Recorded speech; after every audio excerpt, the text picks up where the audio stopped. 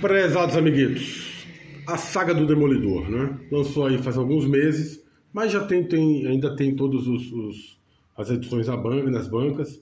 Você vai achar sem problema. Vale muito a pena, cara. Eu queria, na verdade, começar a falar, eu até esperei um pouco, eu queria falar quando surge a parceria da Inocente com o John Romita Jr., que eu acho que aí começa realmente a fase bacana mesmo, a parceria dos dois é muito interessante. Ela começa no final de 86, né? Vai até o começo dos anos 90, acho 90, 91, e ela vai escrevendo o Demolidor. Pós, né, a queda do Murdoch, né, vamos dizer assim, pós Frank Miller, né? Que é muito difícil, você pegar um personagem que já era difícil, já era claudicante, já era complicado em termos de popularidade e de vendas, antes do Frank Miller e depois da explosão que foi o Frank Miller, né? O período do Frank Miller, você pegar isso depois, cara, é complicado. E ela foi brilhante, realmente brilhante. Eu não conheço muito da Inocente, né? Sei que ela era jornalista não era uma pessoa ligada com o quadrinho, propriamente dito. Mas ela fazia mestrado e acabou conseguindo um trabalho na Marvel. E aí era na verdade auxiliar, né, de edição, depois vira editora, vira roteirista, e muito bom, ela realmente faz um trabalho muito interessante, tanto no Demolidor quanto no X-Men, né? Eu não sei até que ponto, eu acho que ela foi editora do X-Men, né? Mas eu não sei até que ponto ela contribuiu. Porque é uma coisa interessante, a gente aqui no Brasil, principalmente quando eu era garoto, a gente não dá muito valor para a edição, né? Porque o que é o editor da revista aqui? É o cara que vai escolher, é o cara que vai meio que gerenciar vamos dizer, a revista e tal, a publicação aqui no Brasil. Eu acho que nos Estados Unidos é bem diferente, porque além dessa parte de gerenciamento mesmo, tem a parte de construção de história, né? Embora o cara não escreva, o editor não escreve, ele influencia de alguma maneira, ele chega pro escritor, né? Chegou, olha, pô, bacana aquilo que você fez na edição passada, explora um pouco mais a relação entre esses dois personagens, ou aquela briga que teve, pô, achei legal, vamos dar uma continuidade nisso, ou então alguma coisa que não tá bacana, olha, vamos encerrar esse arco, vamos criar uma coisa nova. O cara sugere coisas, né? Certamente cada escritor tem mais abertura, né? Não vai chegar pro Chris Claremont, né, da época do X-Men, e você não vai escrever pro cara, ou não vai, né, chegar e falar, não, tira isso, põe aquilo, o cara provavelmente não vai gostar. Mas tem editores que acrescentam muito. No caso da Inocente, na época dela do X-Men, tanto que aqui, ó, você vê, tem com o Wolverine, tem um encontro aqui com Dentes de Sabre, uma coisa totalmente diferente, né? Porque na época ela estava, acho que editando, ou tinha algum relacionamento lá com o pessoal do Universo Mutante, X-Factor, alguma coisa assim, Novos Mutantes, alguma coisa do tipo. E aí ela criou o Longshot, né? O personagem Longshot, todo aquele mojo verso. Acho que tinha muito a ver também com a formação dela, como eu falei, ela era jornalista e fazia mestrado em jornalismo, né? Na faculdade, quando ela entrou na Marvel, né? Não sei se deu sequência depois e tal. Então todas aquelas abordagens sobre o papel da mídia, né? No caso do Longshot, do Mojo Verso, tinha muito a ver com ela, e provavelmente ela influenciou muito aquele período. Ela, não sei se influenciou muito, mas ajudou na construção. E aqui ela está como roteirista mesmo, né? Então ela acabou utilizando algumas coisas, alguns elementos. No começo, cara, ela tá construindo uma história, né? É meio que terra arrasada, né? Pós a queda de Murdoch, o Demolidor perde tudo praticamente, né? Perde grana, perde prestígio, perde todas as suas referências, até o direito de exercer a advocacia, e aí ela vai aos poucos construindo. Então por isso que eu estava esperando o terceiro volume, mas acabou que o quarto chegou rapidamente. Falei, vou falar tudo de uma vez, vai. Que aqui eu acho que é onde vamos dizer, o apogeu, né? Começa a coisa a crescer realmente, fortalecer. Essa personagem que ela criou, a Meredith Foy, maravilhosa, é uma antagonista à altura, né? Do Demolidor. Sempre teve mulheres muito fortes, né? nas aventuras do Demolidor, a Elektra, a Karen Page. Mas eu acho que a Mary Tifoid também vamos dizer, eu colocaria ele no mesmo nível. Eu acho que, sei lá, cara, eu não sei, deve ser uma pessoa muito interessante para você bater um papo, trocar ideia, porque realmente quando você é garoto, na época dos formativos, que eu li isso aqui na época dos mix, né? O Demolidor nunca foi meu personagem favorito na vida, longe disso. Mas esse período dela tava em Super Aventuras Marvel, então você lia lá o Justiceiro, lia o Thor, acho que chegou a sair nas Super Aventuras Marvel e tal, e aí depois você lia o Demolidor, né? Nessa fase estava muito interessante, eu gostei bastante do trabalho dela, né? Os dois primeiros aqui são vários desenhistas, então não tem muito... Isso aqui não é uma coisa... Olha lá, confronto com Dentes de Sabre, né? Na época do Massacre de Mutantes, né? Se eu não me engano, ela estava editando alguma coisa lá no universo mutante. E aí, aproveitou, né? Uma coisa interessante, cara, eu não sei se vocês perceberam, quem comprou, né? Já a edição, 2 errinhos aqui que eu achei que poderia ter sido evitado. O primeiro deles, na hora da edição, colocaram 1981, né? Não é em 81, cara, foi depois da queda, então é 86.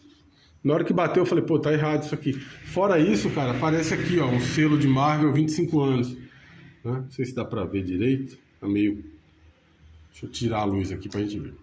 Marvel 25 anos, ó, tá vendo? Porque nessa época, uma coisa interessante que a Marvel não... ela não comemorava como hoje, que ela fala que tem 85, né, 80, 85 anos, porque ela pega o período da Timely Comics e da Atlas, né, quando ela não se chamava Marvel ainda. O que eu até acho muito justo, né? Teve até eu fiz um vídeo de um álbum de figurinhas da Marvel, comemorando lá os 80 anos da Marvel. É muito, muito razoável, muito legítimo que ela tenha apreço por esse passado. Mas nessa época ainda não. Isso nos anos 80... A Marvel valorizava muito esse aspecto jovial, né, da empresa. A empresa era muito jovem. 86 tinha 25 anos. Né? Por quê? Porque ela começava a contar a partir do Quarteto Fantástico número 1, que é de 61. Mas é só uma curiosidade. O que eu não gostei, e não gostei dessa data, né, eu achei meio, porra, faltou um cuidado, né? Mas o que realmente me irritou, cara, foi isso aqui, ó. Vou mostrar pra vocês. Tá... O batimento aqui na hora que você bate olha só, você bate aqui a lombada, tá fora tá desorganizado aqui o título, a Saga do Demolidor tá fora, e aqui piorou, né, cara? Ficou bem esquisito, né? Ficou bem estranho, realmente. Tem uma coisinha ou outra que sobra aqui e tal, que também incomoda quem tem... Porque hoje o colecionismo de quadrinhos mudou muito da minha época, né? Você não tinha essas TPB, você tinha as revistinhas de formato canoa mesmo, grampeada, né? Eu não tinha esse tipo de coisa aqui. Mas aí você fala, pô, se eu tivesse uma estante e tal, fosse colocar assim, bonitão na minha estante, eu ia ficar meio chateado, falar, porra, velho, pô, vocês não conseguem bater bater a lombada, bicho, aí é de lascar. Olha só, tava mostrando aqui, acho que no vídeo passado, as lombadinhas de Guerras Secretas, ó. Tudo batendo, tá vendo? Aqui tem um desenhinho, tá vendo? É porque tá fora de, ó, 1, 2, 3, 4, isso. Tem o desenho aqui, ó. Aqui os caras fizeram numa simplicidade, cara, não colocaram nada, nem um desenho, nem um bonequinho. Poderia ter feito, né? Sobretudo, como eu falei, aparentemente é uma coisa... É só das histórias da Inocente, então não vai ter assim uma coisa muito grande. Apesar que ela ficou um período legal, né? Eu acho que uns 5 anos. Mas também não é um negócio gigantesco. Então daria para você pensar numa lombada que você, juntando, ficasse bonito, ficasse com vários personagens, sei lá, o Demolidorzinho aqui, o Fog Nelson. Tá? Aí chega o que eu queria falar, cara, nessa personagem maravilhosa que é a Mary Tifoid, e na fase onde está essa dupla incrível, que é a Inocente com o John Romita Jr. John Romita Jr., depois de um tempo, bem depois dessa fase, eu acho que o traço dele ficou muito mecânico, ficou muito repetitivo, com fórmulas muito repetitivas. Eu gostava mais desse período, sobretudo depois dos anos 90, quando entrou aquela colorização digital. Eu acho que ele deixou de fazer certas achuras, de fazer certos caprichos, né? Justamente para caber a colorização digital, né? Colorização tipo Photoshop da vida. E ficou muito ruim, cara. Eu, pelo menos, eu gostava mais desse estilo dele, né? Eu achava mais elegante, porque o traço dele dava personalidade. Esse personagem Bullet, tão legal, cara, essa fase, eu gostei tanto, né? E ela trabalhava com esses garotos, né? Aqui eles são chamados de gorduchos. Eu não me lembro como é que era chamada essa gangue. É uma gangue juvenil que ajuda o Demolidor. Eu não me lembro como é que era chamado lá na Super Aventuras Marvel, mas eu também achava interessante na época e continuo achando. São histórias muito boas. Tem um período já do meio para o fim que fica aquele ranço religioso do Demolidor volta, saca? E é meio chato. Meio chato. Mas rapidamente ela consegue driblar isso daí, e aí fica uma espécie de road movie, sabe? O Demolidor começa a andar pelos Estados Unidos, né? Ele sai um pouco da cozinha do inferno. Acho que talvez ela procurava acrescentar um pouco tirar um pouco daquela coisa rotineira ali, porque o plot se esgota muito rápido, né? Só ele ali no bairro dele fica um negócio esquisito. Ele é praticamente o Demolidor, ele é um super-herói de bairro, né? Ele resolve ali problemas do bairro, pequenas confusões, a máfia, brigas locais de marido e mulher, confusão de... É um período que tem muita essa questão, essa discussão social. Ela traz isso, acho que do jornalismo, do material de pesquisa dela, ela traz isso para o Demolidor. Eu acho muito interessante. Muito interessante. E o traço do John Romita tá bem bacana. Olha só que interessante, cara. Nesse quarto volume não colocaram aqui. Em todos eles colocam as clássicas histórias do herói escritas por um inocente. Aqui não coloca. O que até me assustou. Na hora eu falei, ih, rapaz, será que acabou? Que eles vão misturar coisas dos outros? Mas é porque tem uma história, especificamente essa história com o Justiceiro. Eu acho, aí estou especulando, tá? Eu acho que é porque o Justiceiro estava lançando revista, estava com revista nova, e fizeram aqueles crossover que a Marvel sempre faz, né? Então é a mesma história, na verdade, vista pela ótica do Justiceiro na revista do Justiceiro. Desenhos do Wilson Portácio, gostava pra caramba desses desenhos. Também saía em Super Aventuras Marvel essas histórias do Justiceiro desenhadas por ele. Né? Você vê que o traço é bem diferente.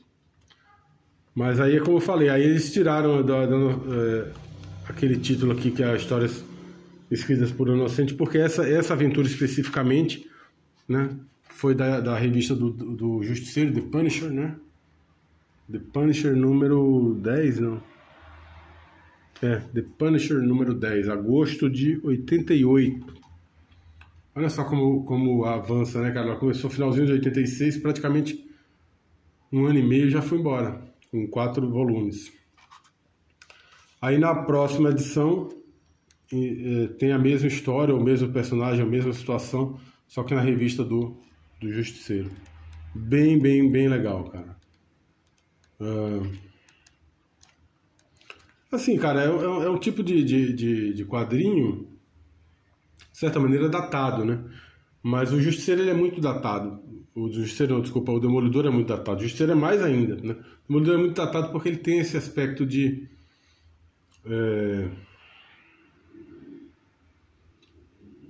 quadrinho anos 80. Basicamente, ele funciona melhor nos quadrinhos dos anos 80. Se você tira isso e coloca muita tecnologia, por exemplo, aí já fica esquisito, né? Porque os poderes do Justiceiro são poderes assim, tipo, ele percebe batimento cardíaco, ele vê que o cara tá mentindo porque o coração acelera, suor. Então são coisas sutis que, sei lá, no mundo muito digitalizado, né, com internet, com acesso à informação muito facilmente, se perde, né? É como mais ou menos eu penso, por exemplo, as aventuras do Batman, sobretudo Batman Detetive. Ela funciona muito nos anos 30, anos 40, né? Onde o cara tinha que realmente ir construindo uma investigação. Com recursos enormes que ele tem, porque ele é bilionário, né? E o mundo midiático, fica muito mais fácil você acessar a informação. Então, perde bastante o sabor dessas histórias do Batman Detetive, né? Perde muito. Mas eu não sei, eu estou especulando, porque eu não conheço realmente o Justiceiro dos anos 90. Eu tentei ler aquele do Kevin Smith, sabe, Diabo da Guarda, não achei legal. Anos 90 não, desculpa, anos 2000, né? Depois do formatinho, quando eu já não lia mais gibi. Mas essa fase é sensacional, cara. Quem puder, vale a pena. Todos esses volumes ainda estão em banca, né? O quarto acabou de lançar, mas tem os outros 3. Você acha facilmente em qualquer livraria aí, qualquer livraria, comic shop e tal, você acha facilmente. Uma pena que, como eu falei, cara, meio falta de cuidado. Isso aqui é literalmente falta de cuidado, né? Porque não é possível. Eu espero que não façam isso na saga do X-Men, que começou arrebentando, cara. Que fase legal do X-Men, né? Esse período aqui, apesar que esse desenho não tem nada a ver com essa fase. E aqui eles colocam o que eu achei mais legal em relação ao... Eu não sei por que eles mudam tanto o formato, o jeitão, né? Aqui, por exemplo, ó, tem um textinho e tal, mas já vem direto. Eles colocam a capa e era para colocar a data correta, eles erraram aqui, né? Mas aqui não, aqui eles colocam uma espécie de sumário, né? Então você tem direitinho a data, qual é o tipo de publicação, porque nesse caso específico não foi só na Unicorn X-Men. Mas vai saber se não vai ter alguma outra, né? Uma aventura diferente. Então é um período bem legal. Olha só, a editora Louise Jones. Louise Jones é a Louise Simonson, né? Nessa época ela ainda assinava como Louise Jones. Jim Shooter era o editor. Aquilo que eu falei, essa fase dos anos 80, eu gosto muito desse período que o Jim Shooter foi editor-chefe da Marvel, né? Esse cara, o Paul Smith, é um cara bem interessante, viu? Apesar que o traço dele, se eu for comparar, ele pega depois do John Byrne, né? Então, se você for comparar com o John Byrne, fica muito abaixo, né? Vamos dizer assim. Mas é um traço legal, eu gosto do traço dele. Eu não acho ruim, né? Mesmo na época eu não achava ruim. É que o John Byrne era tão sensacional, né, cara, que a gente não... a gente sentia a diferença. Fala, putz, cara... Ele que criou eu chamo Ororó, mas eu acho que é Ororo o nome dela, mas eu chamo Ororó porque era como eu lia. Ele que criou esse penteado moicano pra Ororó. Dizem lá, como é que se diz, a lenda, né? Reza a lenda que foi a Louise Jones, né? A Louise Simonson, que nessa época ela já estava casada com o Walt Simonson, mas ela ainda assinava como Louise Jones. Diz a lenda que aconteceu com a filha dela, uma coisa assim. Eles foram umas férias, uma coisa assim, e o Walt Simonson sempre tem barba, né? Ele tirou a barba e a filha não gostou, ficou chateada e tal. Aí tem mais ou menos acontece exatamente isso, que a Ororó aparece com esse moicano, e eu achava esse visual punk da Ororó tão legal, cara, tão, né, tão poderosa, tão fodona. E aí a Ororó chega com esse visual moicano e a Kitty Pryde fica revoltada, né? Tipo, como é que você pôde fazer isso? Porque o cabelo dela era grandão, era bonito, né? Mas é uma fase muito legal. E a fase do Wolverine, Casório, né? Eu gosto do desenhista. É que o período do John Byrne e o casamento, né, entre John Byrne e Chris Claremont realmente foi muito poderoso.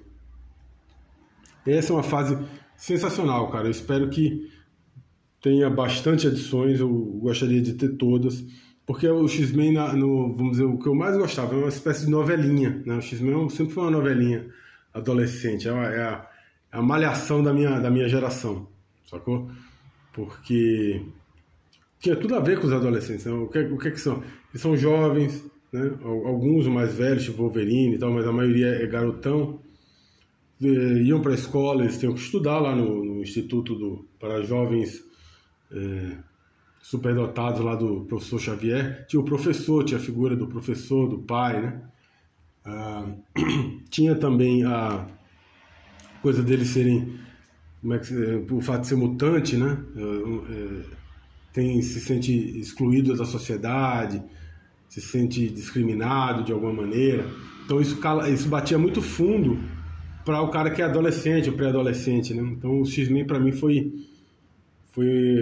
assim, vamos dizer, o meu grande interesse no universo Marvel era por causa do X-Men. Eu adorava as aventuras do X-Men. Tinha até uma brincadeira, que eu acho que era o John Byrne que fazia isso, que ele ficava indignado com o Chris Claremont.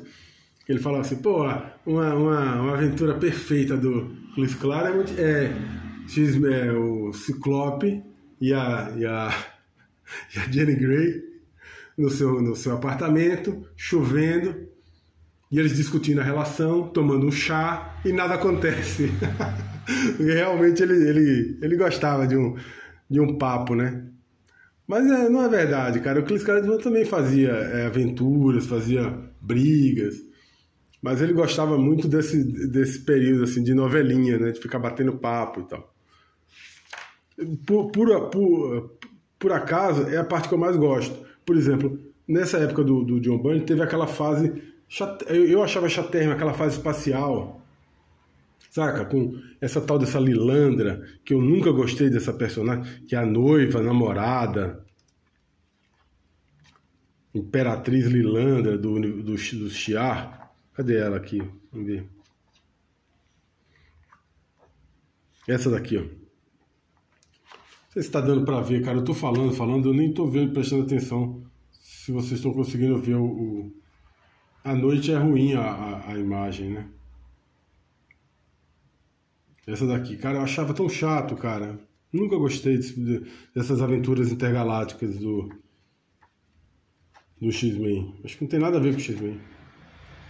Eu gostava disso aqui, ó. Desse papo furado. E discutindo relação, e choramingando, e não se sentindo compreendido, né? Pelo mundo dos não mutantes, né? Pelo mundo dos adultos. É um traço bacana. Eu gosto do traço do Paul Smith. Realmente, John Byrne foi um divisor de águas, né, cara? Não resta dúvidas que... Olha lá, a Aurora com seu uniforme clássico. Mas esse uniforme dela, punk, é tão bacana, cara. Deixa eu ver. É que só no finalzinho que ela... Olha aí, ó. Ó, demais, cara. Anos 80 total, né?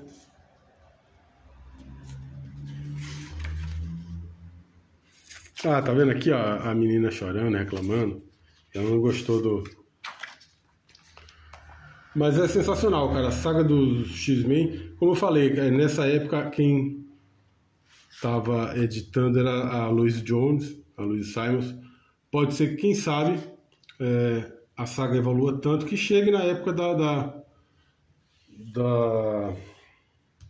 Inocente como editora. Eu não sei se ela foi do X-Men, cara. Agora realmente eu me peguei. Ou se foi dos Novos Mutantes. Sei que ela teve uma participação grande nos Novos Mutantes. Mas deve ter sido alguma coisa no X-Men por causa do Long Shot, que foi ela que criou, por causa do Mojo. Acho que alguma coisa ela deve ter feito, sim. Não acredito que não escreveu, porque o Chris Claremont tinha uma ciumeira danada do X-Men. Ele fazia tudo, criava novos títulos, ele queria participar, porque ele não queria deixar o universo mutante sentar na mão dele, entendeu? Ele tinha muito ciúme. Ele devia gostar muito, né? Mas são duas sagas ótimas, vale o preço. Adoro esse formato, como eu falei, TPB. Embora eu tenha uma certa dificuldade até hoje para ler isso aqui, porque não dificuldade física, eu acho ele muito gostoso para ler. Mas a ideia do TPB é arco completo, né? Então, você lê 2 ou 3 edições, o ideal é você terminar na revista. Terminou aqui, aí você vai começar uma nova, você não emendar, para não parar no meio. Mas eu acabo parando, cara. Vai indo, aí você vê que tá muito tarde, tem que dormir, você fala, puta, aí deixa na metade, né? O ideal é você ler um pouco mais compassado. Na verdade, eu estava até pensando isso, cara. Não sei se é só comigo. Quadrinho, para mim, cara, mesmo agora que eu estou comprando mais gibi, é quase uma coisa angustiante, sacou? Eu não sei se é para todo mundo. Eu vejo esses vídeos na internet, o pessoal falando de gibi, e tudo que eu vejo eu quero imitar, só que eu imito toscamente. Fica essa coisa horrorosa que é o meu vlog, né? Porque eu sou um cara tosco. O quadrinho, para mim, ele é o quê? Ele é quase como uma válvula de escape, um ponto de fuga, entendeu? De uma realidade excruciante, de uma realidade angustiante. E aí eu tava repensando, quando eu fui pegar esses gibis para ver, eu falei, porra, cara, por que eu não posso imaginar, por exemplo, pegando a saga do Demolidor daqui a alguns anos, para ler descompromissadamente, para ler só por prazer, não para ler para mim, sabe, para fugir dessa situação em que eu me encontro hoje, né? Uma situação meio depressiva, meio angustiante. E aí eu fui fazendo um retrospecto, cara, poucas vezes na vida eu fiz isso. A maioria das vezes que eu lia gibi era como válvula de escape, como um ponto de fuga, né? Para fugir, meio que um escapismo, ali meio que seja 20, 30 minutos, escapar de uma situação opressiva. É incrível isso, né? Por exemplo, eu estava falando do negócio da lombada, né? Provavelmente para um cara que esses caras que são colecionadores atualmente, que tem aquelas estantes bonitas, o cara deve ter ficado indignado, falar, porra, bicho, o cara não consegue bater uma lombada. Para mim me incomoda um pouco, tá? Me incomoda bastante porque eu tenho agonia com isso. Mas eu não me imagino, sacou, num lugar, numa casa, num ambiente interessante, onde eu tenho espaço para guardar bonitinho, entendeu? Então, por outro lado, eu penso assim, cara, nem vai rolar para mim, entendeu? Então, isso não me incomoda tanto. Se vamos supor que eu tivesse uma casa, tivesse uma estante legal, tivesse sei lá, uma forma de expor, né? Minha coleção. Eu ia querer que ele ficasse bonitinho, eu ia ficar meio chateado se ele não ficasse bonitinho. Que é o tal dos lombadeiros, né, que eles chamam atualmente. O pessoal que se preocupa muito com a lombada. Eu consigo entender isso. Eu não consigo pensar para mim, porque eu não vou viver essa realidade. Para mim, quadrinho, infelizmente, vai ser uma válvula de escape. E às vezes eu me sinto até culpado. Falo assim, porra, cara, depois que eu comprei esse 4º volume, aquele monte de gibi, né, falei, caraca, meu irmão, eu já reli isso aqui, comprei para ler de novo, para uma válvula de escape, beleza, tal, mas e aí? Vou ficar com essa porra dentro de casa, como é que vai ser? Porque eu não me imagino, sacou? No final de semana, assim, pô, agora eu vou dar uma lida na fase da Inocente no Demolidor. O pai tirar um final de semana prolongado para fazer isso. Não imagino, cara. Realmente não imagino. É incrível, mas as coisas são como são, né? Eu espero que você que está assistindo, que curta o Demolidor, curta o X-Men, não seja assim. Eu vou comprar porque eu vou ler e reler, eu vou ficar na minha lombada, eu sou lombadeiro, vou colocar, vou expor, eu vou ter orgulho da minha coleção, do tempo que passou, que eu fui acumulando, que eu fui guardando, né? E eventualmente numa situação tranquila, não de estresse, que você vai ali para fugir, para uma coisa meio, sabe? Porra, esse mundo horroroso, eu tenho que fugir aqui dessa realidade opressiva. Não, você vai ler porque você tá afim, cara. Você tá afim de, porra, pessoa interessantíssima como a Inocente, outros caras super interessantes como o Chris Claremont e a Louise Simons. Você quer curtir e navegar nas aventuras dos caras e dos personagens maravilhosos, né? Espero que seja assim para você. Para mim, infelizmente, não é e não tem previsão de ser, de vir a ser. Mas a vida é como é, né? Também não dá pra ficar reclamando. Cara, essa saga do X-Men tá prometendo ser bem legal. Eu vi alguém falando na internet que eles não vão ficar só nesse período aqui, que vai ter histórias mais novas. Não sei, cara, eu espero que o segundo volume vai ser assim, já tá decidido, né? Mas eu espero que eles não caiam nessa, cara. Não sei se vale a pena, eu acho que tem tanta história boa nesse período, cara. Tanta coisa legal, pra quê? Né? Por exemplo, aqui na Guerra Secretas eu tinha mostrado no outro, eu não percebi isso. Dava pra reduzir isso aqui, em vez de 4, para, sei lá, 2 edições, talvez um pouquinho, as 2 mais gordinhas aqui. Por quê? Porque cada edição, ó, metade do material, às vezes até um pouco mais da metade, quer ver? Ó, metade praticamente. Aqui não é Guerra Secreta, não tem nada a ver com Guerra Secreta. São aventuras de um determinado personagem que foi interessante aqui. Por exemplo, aqui eles acharam que seria legal destacar a relação entre o Magneto e os X-Men. Então tem várias histórias deslocadas, né, do Magneto tentando combatendo contra os X-Men, né? Precisava, né, cara? Não precisava. 2 ediçõezinhas, Guerras Secretas 1 e 2, resolvia. Não precisava ter colocado. Aqui é a mesma coisa. Um monte. Esse aqui foi. O do X-Men ainda vai lá, né? Mas aqui foi terrível, cara. Tem um monte de coisa. Ó. Aqui é mais a metade até, se for ver. É, metade, vai. Com coisas do Thor e coisa e tal. Chamada Gangue da Demolição, né? Olha lá. Várias aventuras deslocadas no espaço da Gangue da Demolição. Bobagem, não precisava disso. Tem nada a ver com Guerras Secretas, talvez para dar uma encorpada, né, na coleção, colocaram. Totalmente desnecessário. Espero que não façam isso no X-Men, porque não precisa, realmente não precisa. Aqui tem material, esse material aqui é um material riquíssimo. Tem material para fazer saga, sei lá, uns 20 volumes fácil, sem enjoar. Pelo menos chegar, sei lá, passar de queda, né? Massacre de Mutantes, passar disso. Chega na época que eles estão na Austrália. Foi bem legal aquela fase. O Mark Silvestre desenhando. Bem interessante. Quem sabe chegar até lá, né?